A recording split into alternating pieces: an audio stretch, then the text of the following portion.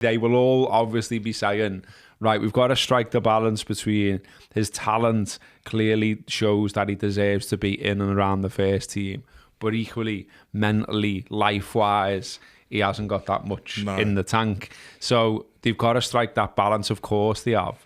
And then he does that and it's like, okay, sound. Everyone's going to be talking about him even more now. And they are. It's sort of like, it's pricked the national bubble this time, hasn't it, in terms of him doing that, because I think, you know, people who were getting up at the right times or whatever and putting the other games on, you could see something then. You could see something against Accrington Stanley, of course you could. All of that. But this was one where everyone was watching because it was at Anfield, a full Anfield, you know, last game at Anfield before the big stuff starts, basically.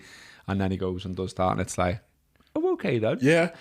I love all the backstory as well. I love that, you know, someone like John Terry, who, you know, you're guessing isn't going to be the biggest fan of Liverpool, has previously been out there saying what a talent he is. Yeah. You know, you've got the idea that apparently Liverpool are now very much banned from Chelsea's youth team training sessions because they don't want them to turn up and rob more of the talent.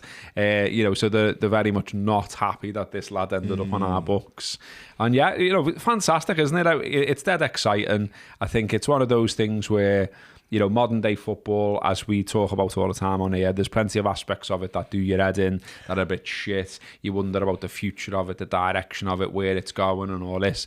But, you know, a kid with the world at his feet and that ability, you know, wakes up the young footy fan in all of us, doesn't it? Where you're just like, fucking go on, son. Yeah, it just takes you back to being his age and just watching it for the pure love and pure enjoyment of it. But the Chelsea thing I find fascinating as well, because the idea that they're going to block Liverpool from their training ground, and that's going to be the thing that stops their young prospects leaving Chelsea.